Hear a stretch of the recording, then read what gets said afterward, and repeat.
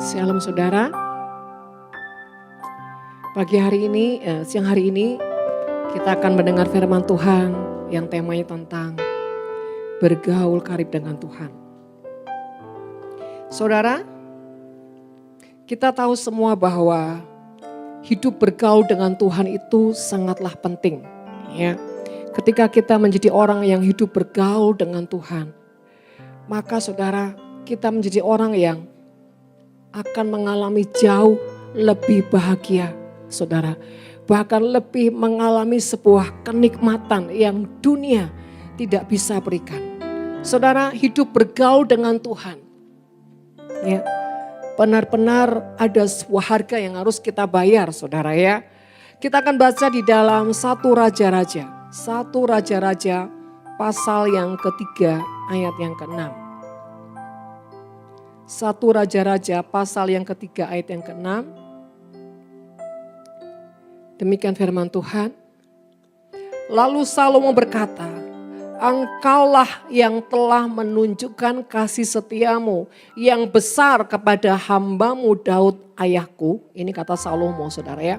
Sebab ia hidup di hadapanmu dengan setia, benar dan jujur terhadap engkau. Dan engkau telah menjamin kepadanya kasih setia yang besar itu dengan memberikan kepadanya seorang anak yang duduk di tahtanya seperti pada hari ini. Saudara, Salomo mengadakan satu pengakuan di hadapan Tuhan bahwa Daud ayah daripada Salomo ya, menjadi orang yang mengalami kasih karunia Tuhan, mengalami kasih kesetiaan Tuhan. Karena saudara, Daud adalah orang yang hidup benar, hidup setia, bahkan jujur di hadapan Tuhan. Saudara, dikatakan setia dan benar. Saudara terkasih, bicara setia itu adalah bicara mengenai sikap hati. Saudara, tahukah engkau bahwa Tuhan itu menyukai orang-orang yang hatinya setia? Ya, hatinya loh saudara. Karena banyak orang setia tapi hatinya sebetulnya enggak setia. Ya, di balik kesetiaan ada sesuatu. Tapi kalau hati kita setia, maka perbuatan kita tuh akan menyertai kita, saudara. Bahkan saudara, kesetiaan ini adalah kesetiaan yang benar. Saudara, kesetiaan benar itu adalah kesetiaan yang punya satu indikasi yang benar dan bahkan berkenan di hadapan Tuhan. Dan Daud adalah orang yang selalu jujur, yang apa adanya dengan Tuhan. Ketika dia kesal, ketika dia kecewa, ketika dia terpuruk, dia selalu menjadi orang yang terbuka dan bicara apa adanya dengan Tuhan. Ya, intinya Daud itu adalah orang yang selalu ngobrol dengan Tuhan dalam situasi apapun. Saudara, banyak anak Tuhan itu berdoa memang, tapi mereka itu tidak sedang bergaul dengan Tuhan. Tetapi di dalam doa-doanya itu selalu ujung-ujungnya semua adalah menu-menu permohonan. Saudara, bayangkan kalau saudara sebagai seorang papa atau seorang mama. Anak saudara datang, setiap kali datang ujung-ujungnya adalah uang. Ujung-ujungnya adalah yang dimaunya. Ujung-ujungnya ada sesuatu yang dia minta. Tetapi kalau ada saudara, seorang anak yang ketika dia datang kepada orang tuanya, ketika dia datang kepada mamanya, kepada papanya, dia ini curhat, sharing. Saudara lebih suka yang mana? Datang hanya minta-minta, datang hanya punya maunya, ya, atau datang jadi orang yang sharing-sharing, curhat, saudara, membangun hubungan, komunikasi. Saudara suka yang pertama atau yang kedua?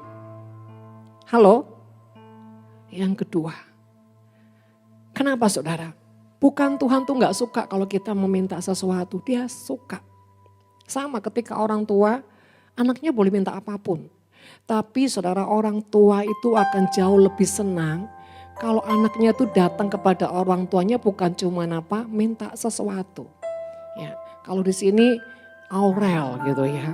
Aurel tuh kalau datang, Papa. Papanya dari jauh udah mencium bau sesuatu, gelagat yang pasti ada sesuatu. Kenapa? Karena udah langganan. ya. Kalau nggak ada sesuatu atau kalau dipanggil papanya, Aurel, ya, ianya itu 5 kali tapi datangnya nggak tahun 1 jam 2 jam saudara ya. Tapi itu Aurel yang dulu saudara. Aurel perjanjian baru, ya Pak, lumayan 5 menit 10 menit sudah muncul saudara ya. Ya, saudara boleh ketawa, tapi sebetulnya banyak saudara juga seperti itu loh sama Tuhan. Betul apa betul? Ayo anakku, doa.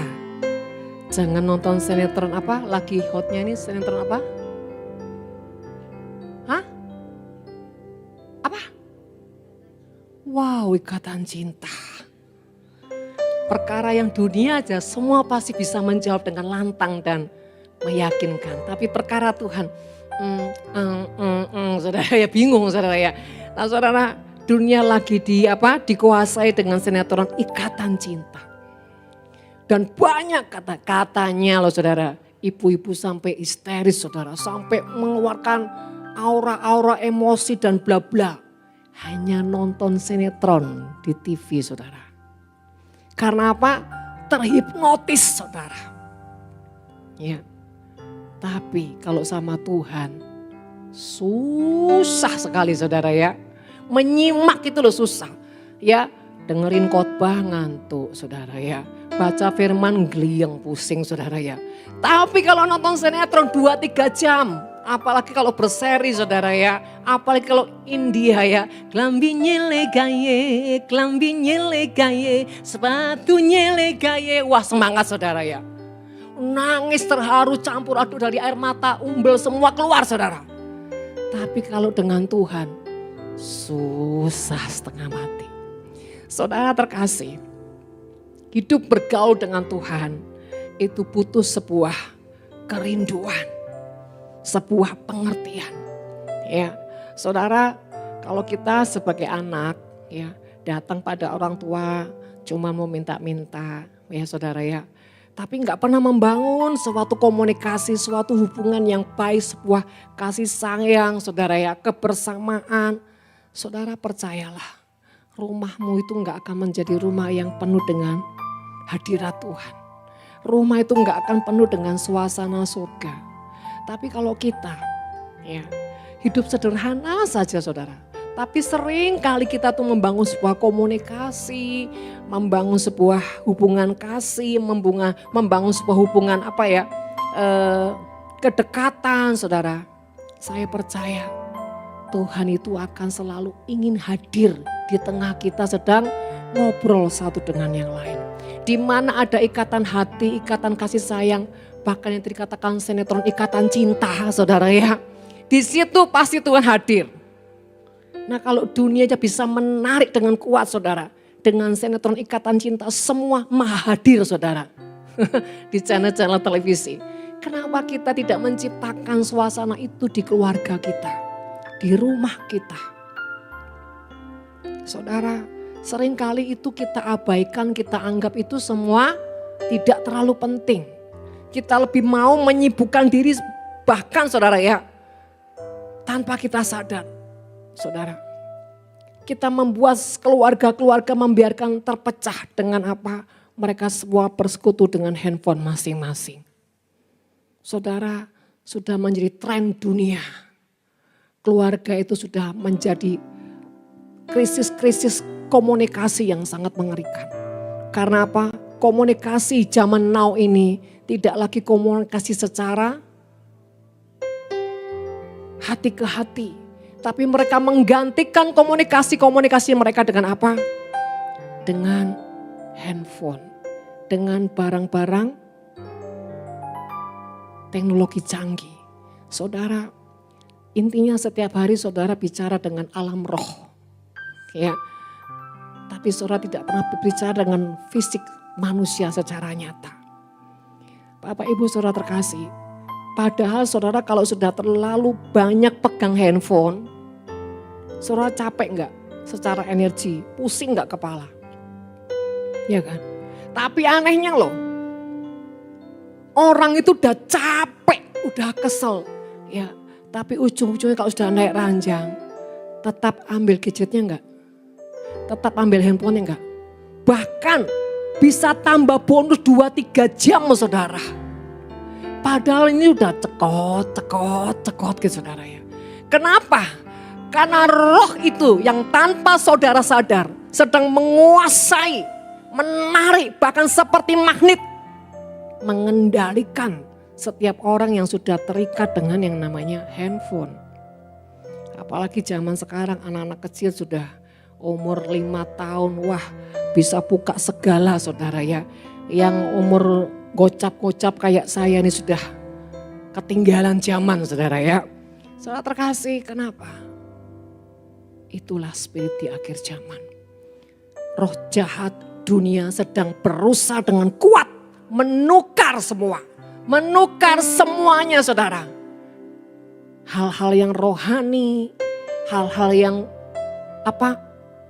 hubungan dengan keluarga, semua berusaha direbut, bahkan pendidikan juga berusaha direbut, kesehatan direbut. Bayangin pendidikan, anak mulai males sekolah saudara. Sudah sekolah Zoom aja kadang-kadang banyak bolosnya, banyak gak ngerjain tugas, banyak gak ngerjain PR saudara. Dan mamanya sudah cekot-cekot, sudah lah gak tahu lah terserah, sekolah Zoom pasti lulus. Jadi saya sering kali ngomong gini, besok-besok ya kalau kerja, kalau lu bekerja apa, terus tanya lulusan tahun berapa? Tahun akademi pandemik COVID-19. Waduh saudara, itu ijazahnya perlu dipertanyakan saudara ya. Itu namanya tahun-tahun lulus anugerah saudara ya. Saudara terkasih, sadarkah bahwa iblis itu berusaha merebut saudara keluarga, Tuhan, kesehatan, pendidikan, yang ujungnya semua apa?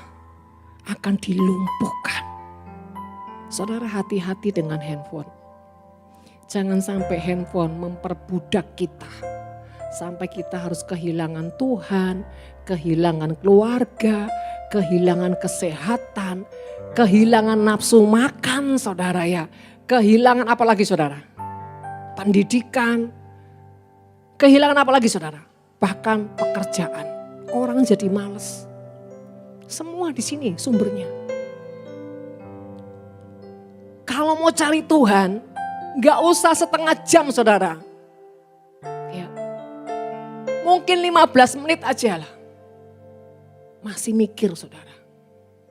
Baca firman aja loh, keingat handphone. Wah langsung baca firmannya. Saudara ya, kayak komputer. Pokoknya selesai, amin. Saudara, saya melihat ada aura-aura yang seperti ini bertobat. Baca firman seperti dikejar maling, saudara. Malah gak ada malingnya, saudara. Saudara terkasih, hati-hati. Apa yang sering kali yang kau konsumsi dalam hidupmu, itu akan membuahkan sebuah kehidupan yang bakal kita nikmati. Saudara, ada hal-hal yang menjadi kunci bagaimana kita bisa hidup dengan mudah bergaul karib sama Tuhan. Ya, ada syarat-syarat di mana kita bisa mengalami kemudahan untuk hidup bergaul karib dengan Tuhan. Pertama, orang yang hidup takut akan Tuhan akan bisa mudah bergaul karib dengan Tuhan. Artinya hidup takut akan Tuhan adalah orang yang suka menjauhi kejahatan, tidak suka kompromi dengan hal-hal yang tidak benar. Ini orang yang mudah hidup bergaul dengan Tuhan. Kalau ada dasar hati yang takut akan Tuhan, maka dia adalah orang yang mudah untuk hidup bergaul dengan Tuhan. Karena orang yang takut akan Tuhan adalah orang yang selalu menjauhi kejahatan, yang tidak kompromi dengan hal-hal yang tidak benar. Itu yang pertama. Yang kedua saudara, orang yang mudah bergaul karib dengan Tuhan adalah orang yang setia. Seperti tadi dikatakan, Daud adalah orang yang setia, benar dan jujur. Saudara, orang yang setia dan rajin. Ya, setia aja tapi enggak rajin, beda loh saudara. Setia itu saudara lakukan rutinitas. Ya, ibaratnya kalau ada apapun selalu hadir saudara. Tapi bicara rajin itu bicara sebuah ketekunan, sebuah kesungguhan. Sesuatu yang dia lakukan giat itu rajin saudara. Nah saudara, kesetiaan tanpa sebuah kerajinan itu cuma orang yang cuma ceklok saudara di hadapan Tuhan. Enggak ada bobot. Saudara, rajin itu artinya rohnya yang selalu apa? Menangkap sesuatu, haus sesuatu akan pada Tuhan. Bapak Ibu Saudara terkasih, kalau kita jadi orang yang cuma setia, tapi nggak ada kerajinan. Kerajinan itu sesuatu yang kesungguhan, ketekunan. Hati ini giat untuk apa? Menggali firman, mengerti firman, ingin sesuatu yang lebih. Saudara, semuanya nggak akan berguna. Saudara, orang yang rajin, bahkan orang dunia saudara yang nggak ngerti Tuhan aja. Kalau dia rajin saudara, orang itu hoki nggak? Beruntung nggak? Beruntung saudara. Sekalipun dia pintar, canggih otaknya, cerdas. Kalau dia malas bahkan suka menunda. Ada keberuntungan nggak? Tidak ada keberuntungan. Jadi Bapak Ibu Saudara terkasih, bagaimana kita bisa mengalami kemudahan bergaul dengan Tuhan? Pertama adalah miliki gaya hidup yang takut akan Tuhan. Yang suka menjauhi kejahatan, tidak kompromi dengan hal-hal yang Tuhan tidak suka. Yang kedua adalah miliki kesetiaan dan kebiasaan sifat rajin saudara. Yang ketiga, orang yang mudah bergaul dengan Tuhan adalah orang yang rendah hati. Apa sih? Kita seringkali dengar rendah hati, rendah hati. Apa sih rendah hati? Orang rendah hati itu orang yang mudah mengampuni, menguasai diri, saudara. Orang yang hatinya itu murni, itu orang yang rendah hati. Ya, saudara sekali lagi, orang rendah hati itu orang yang mudah mengampuni. Orang yang bisa menguasai dirinya. Dan orang yang hatinya itu selalu murni, tulus. Nah ciri-ciri seperti inilah orang yang mudah bergaul dengan Tuhan. Karena apa? Sekalipun mungkin mengalami banyak tantangan, teguran, hardikan, didikan Tuhan apapun saudara. Orang ini tetap apa? Mempunyai hati yang menguasai dirinya. Tidak mudah marah, tidak berontak. Saudara, pernahkah saudara alami dalam hidupmu? Orang itu gak berani menegur engkau. Karena apa? Nanti kalau ditegur, bukannya reaksinya baik, tambah nanti marah-marah. Pernah gak ketemu seperti itu? Pernah gak ketemu sama orang seperti itu? Pernah gak coba yang pernah angkat tangan? Atau jangan-jangan dirimu sendiri seperti itu? Saudara, kalau sampai kita ini, ya orang sampai jangankan negor saudara, mau ngomong aja mikir 1000 kali. Itu berarti parah saudara. Ya, dulu saudara, katanya anak-anak saya seperti itu. Siapa yang bisa negur mami? Mami kan merasa maha benar saudara. Ya, saudara, ketika saya dapat teguran Tuhan, waduh seperti menemplak hati saya. Apakah saya maha benar ya Tuhan? Artinya selalu merasa benar gitu loh saudara. Sehingga kata orang, kata siapapun itu salah, yang benar saya. Saudara terkasih, orang yang selalu punya sifat membenarkan diri. Ini orang yang susah mengalami Tuhan. Jadi saudara, kalau kita ingin menjadi orang yang mudah bergaul dengan Tuhan. Jadilah orang yang selalu rendah hati. Ya, orang yang mudah mengampuni, enggak menyimpan kepahitan, kebencian, iri hati, ya, dan orang yang bisa menguasai diri. Orang yang menguasai diri itu, saudara, bukan apa ya? Orang Jawa bilang ngempet, bukan ngempet, saudara. Menahan untuk apa? Belajar apa? Menjadi orang yang mau mendengar. Berapa banyak orang hanya suka apa? Didengar tapi enggak mau mendengar. Saudara, ini sepele loh, tetapi saudara ada satu pengaruh yang besar. Kalau kita jadi orang yang hanya suka didengar dan tidak mau mendengar, berarti karaktermu itu enggak bagus. Tapi kalau engkau hanya cuma suka mendengar dan tidak terdengar apapun, itu juga mengerikan saudara ya. Jadi yang benar yang bagaimana? Suka mendengar, tetapi juga orangnya bijak dalam berbicara. Nah saudara terkasih, satu kali seorang ibu, saya sering ya mengonseling ibu-ibu, terutama ibu-ibu saudara. Misalkan saya nasihatin, Bu, ya harus sabar begini-begini. Oh tapi gini pun. Saya ini ngomong baru 2 detik saudara. Dia langsung mengalah. Terus saudara, lama-lama saya gini. Bu silakan berbicara, kalau sudah selesai bilang nanti saya tutup teleponnya. Karena ibu ini gak mau mendengar. Setiap kali saya ngomong apa disela, setiap kali ngomong apa disela. Oh saya tahu Bu, saya tahu. Ternyata ibu cuma butuh tong sampah. Ya silakan ibu bicara, nanti kalau sudah selesai bicara katakan pada saya Bu, sudah sampahnya. Nanti saya tutup teleponnya. Loh kok gitu toh Bu? Saudara terkasih, kalau telinga ini dan hati ini tidak pernah mau bisa mendengar dengan baik. Engkau jadi orang yang susah dibentuk Tuhan. Saudara, sedangkan untuk bergaul dengan Tuhan, kita ini harus punya syarat. Syaratnya salah satunya itu yang terbesar adalah selain kasih adalah rendah hati.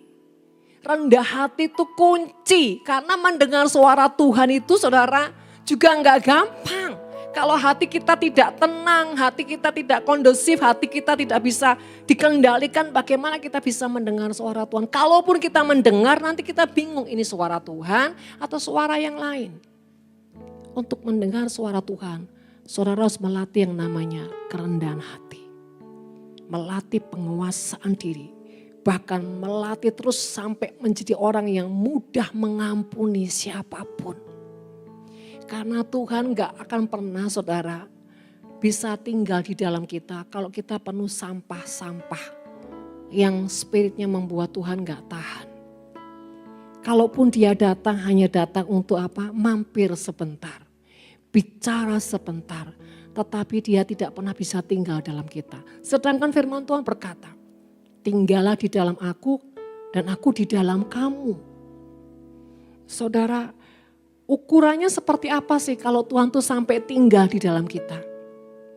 Hidup kita berubah, karakter sifat kita berubah, cara pandang kita, cara berpikir kita semakin hari semakin bijaksana, semakin dewasa. Itu tanda-tanda Tuhan itu ada tinggal di dalam kita.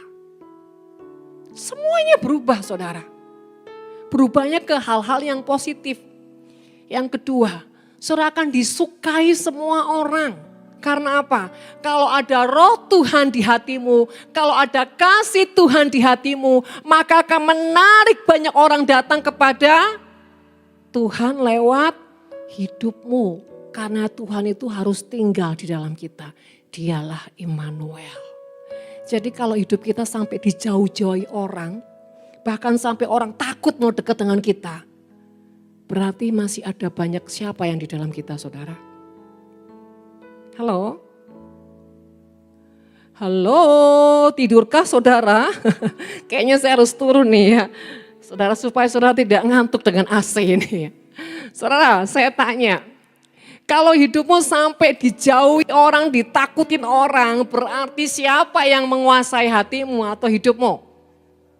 Nah, yang merasa itu katakan setan, kontrakmu hari ini habis. Jadilah orang ketika dengar teguran, dengan hardikan, bisa menerima bahkan siap.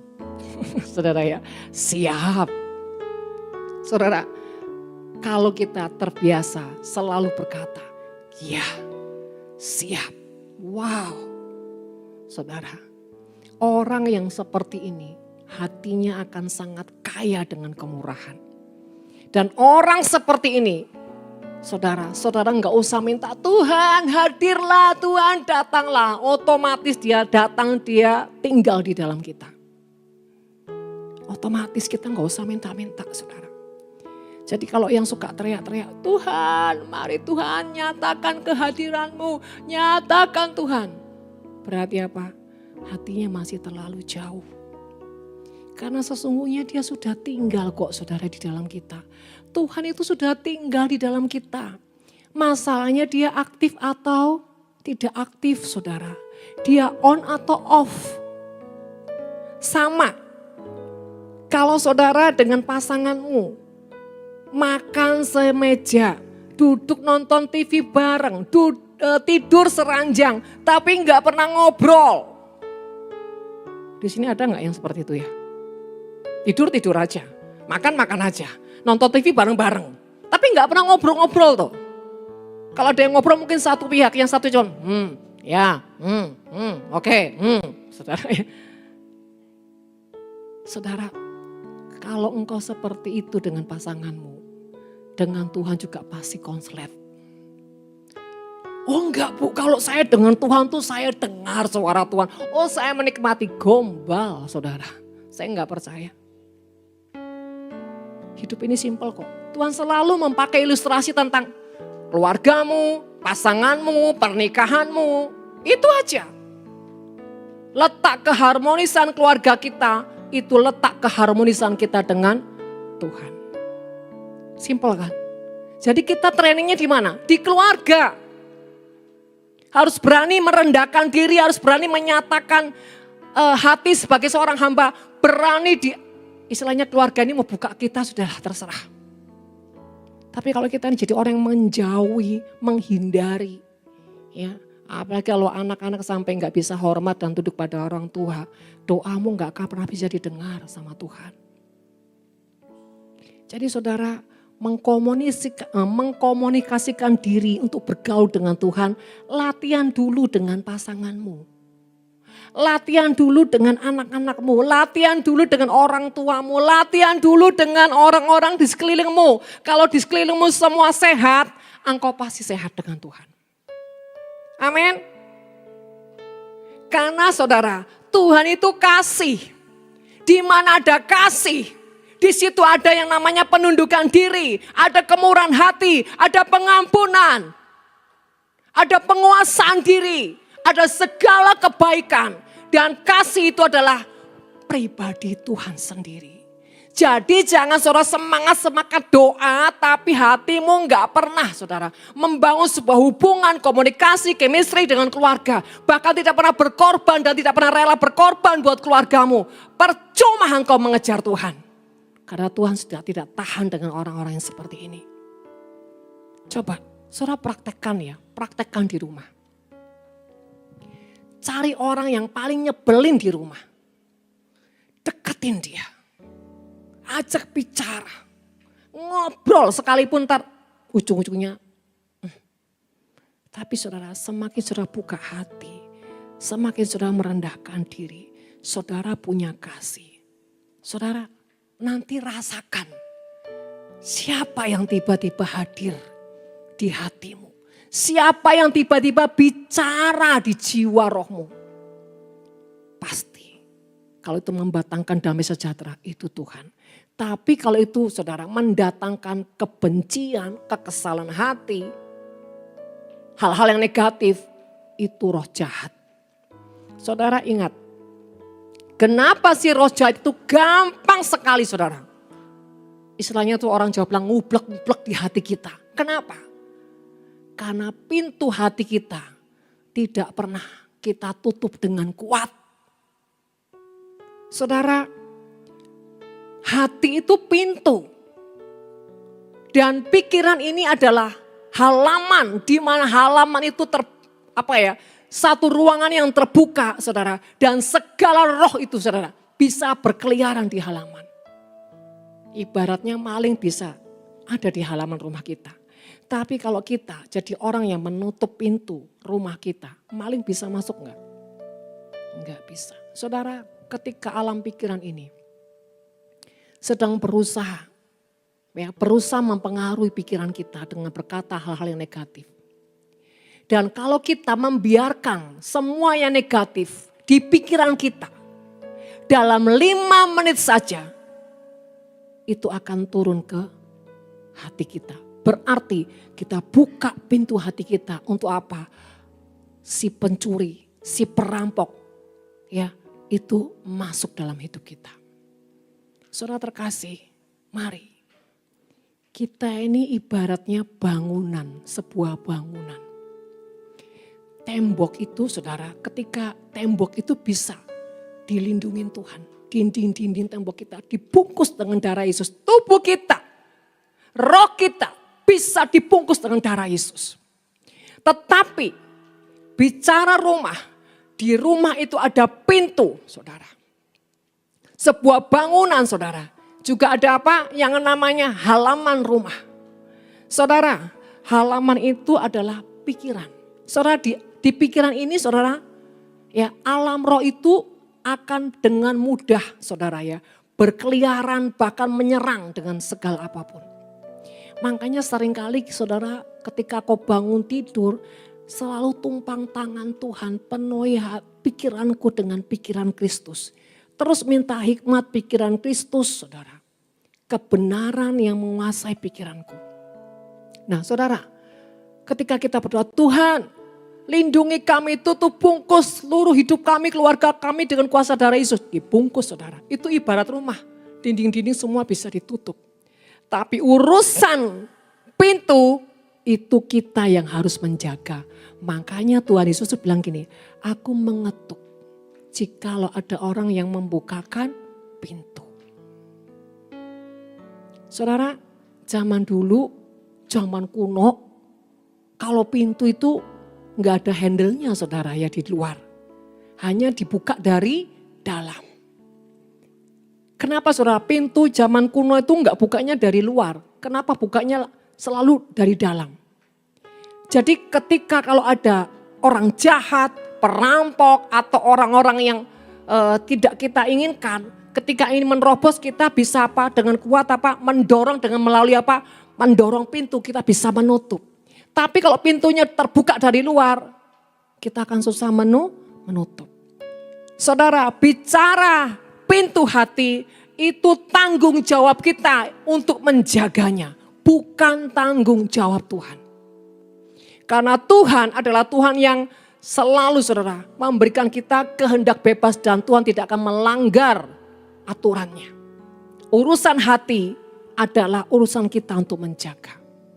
Jadi saudara kalau hati kita enggak jaga, kita akan mudah saudara dimasuki oleh roh jahat, dimasuki saudara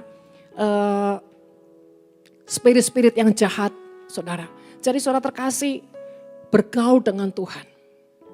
Kita harus menjadi orang yang benar-benar bisa menjaga hati kita.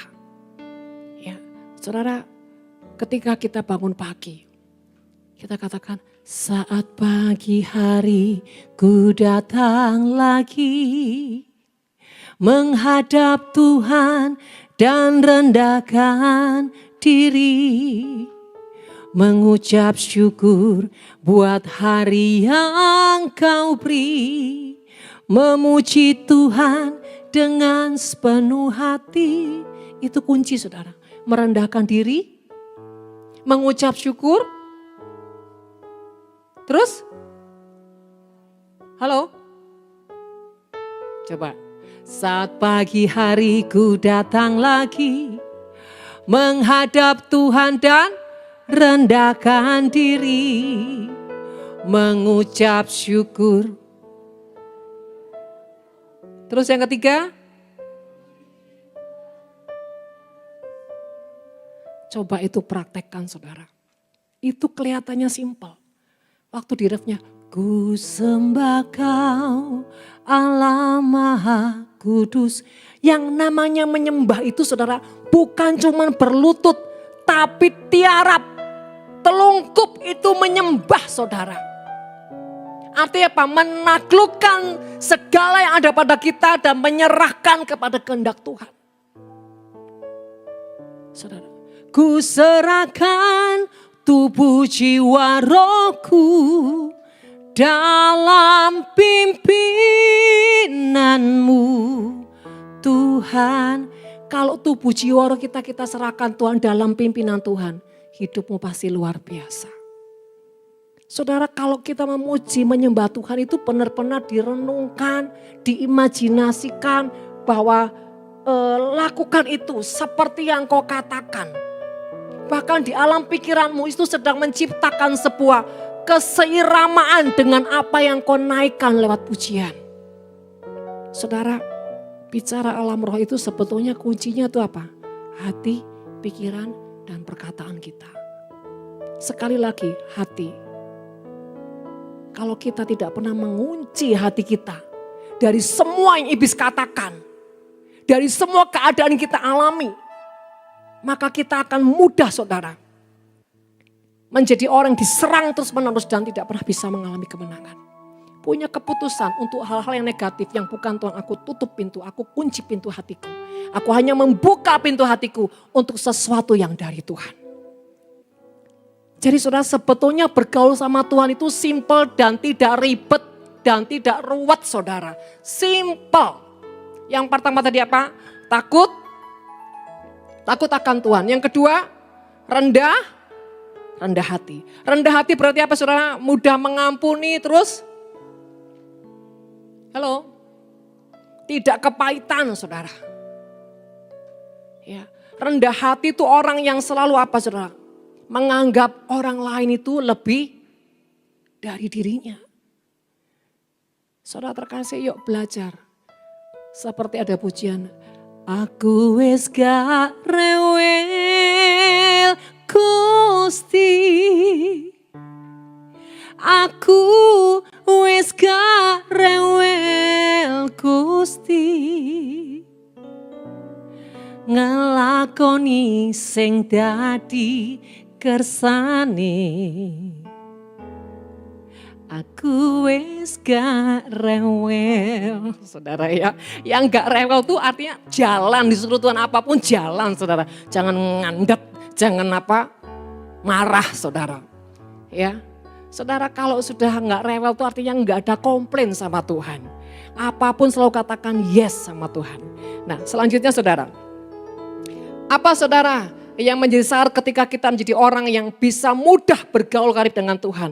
Orang yang mencintai didikan dan teguran. Yaitu orang yang mudah membuka hati, tidak mudah tersinggung, saudara, tidak marah dan menjadi orang yang selalu punya jiwa besar. Nah saudara, ini penting. Kita harus jadi orang yang tidak boleh mudah tersinggung, tidak boleh mudah marah, harus punya hati yang ikhlas, berjiwa besar dan selalu menjadi orang yang suka berjuang. Jangan pesimis, sedikit-sedikit melo, sedikit-sedikit down, sedikit-sedikit putus asa. Saudara, nih ya, kalau hidupmu selalu dibawa Tuhan pada proses-proses yang panjang, ya, tetapi engkau sudah berusaha melakukannya, berarti Tuhan sedang merancangkan sesuatu yang dahsyat dalam hidupmu. Jadi jangan mengeluh. Jangan mengeluh saudara. Sejauh engkau menjadi orang yang belajar dan berusaha untuk taat sama Tuhan. Setia dengan Tuhan. Percayalah, perjalanan panjang akan mempersiapkan dirimu menjadi orang-orang yang membawa kedahsyatan Tuhan. Jadi harus punya pikiran-pikiran yang positif. Yang terakhir saudara, adalah orang yang murah hati. Orang yang kaya dengan yang namanya belas kasih Tuhan. Ya, orang yang murah hati itu orang yang punya sifat kaya akan belas kasih Tuhan, saudara. Dan selalu ingin atau kesukaannya itu berbuat kebaikan. Jadi dia kalau nggak berbuat kebaikan tuh rasanya kok ada sesuatu yang kurang ya. Saudara, kalau orang seperti ini, orang yang murah hati adalah orang yang sangat kaya hati. Karena orang kaya belum tentu juga murah hati. Orang yang kaya belum tentu hatinya kaya. Tapi saya banyak melihat orang yang miskin tapi itu kaya saudara. Ya, enak mana saudara? Iya, enak kaya. Hati kaya segalanya. Saudara, belajar ya. Kalau engkau ingin menjadi orang yang punya kemudahan bergaul dengan Tuhan. Jadilah orang yang kaya hati. Orang yang selalu berbuat kemurahan. Orang yang gampang memberikan belas kasih. Orang yang tulus, tidak jerah dengan berbuat kebaikan sekalipun. Kesel bu saya. Ini orang, ya ampun bu. Tapi ya udahlah, bangkit lagi saudara. Udah digores lagi, aduh bu, bangkit lagi terus saudara. Sampai ujungnya dia tidak akan menjadi bukan hanya menjadi cerah. Tapi tanpa sadar, kok saya berubah ya bu ya.